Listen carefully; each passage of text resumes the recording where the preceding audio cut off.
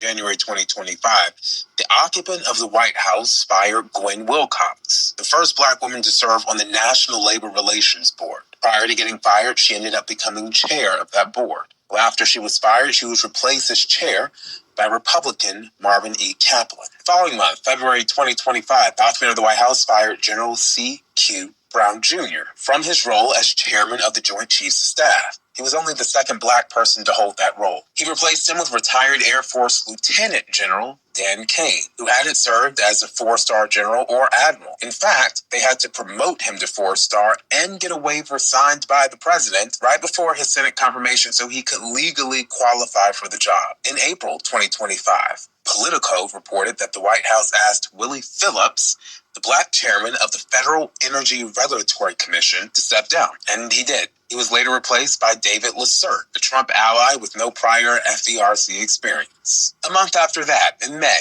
Alvin Brown, the former Jacksonville mayor who was serving as the vice chair of the National Transportation Safety Board, was removed. The administration wants to replace him with John DeLue, an American Airlines pilot and safety official. That same month, Dr. Carla Hayden, the first Black person and first woman to serve as Librarian of Congress, was fired. The White House named Todd Blanche as the acting librarian. But Deputy Librarian Robert Newland, who by library rule would take over, also claims the role. So as of now, they're both listed as acting in a disputed position. It's important to note that Todd Blanche has no public background in library science, archival management, cataloging, or managing a major cultural institution. Then in August, Robert Primus, one of the last Black members of the Surface Transportation Board, fired, and there's still no permanent replacement for his role. That same month, the White House moved to fire Federal Reserve Governor Lisa Cook, the first Black woman to serve on the Federal Reserve's Board of Governors. But because of a decision by the Supreme Court, she still has her job. Then, if you look at this administration's cabinet,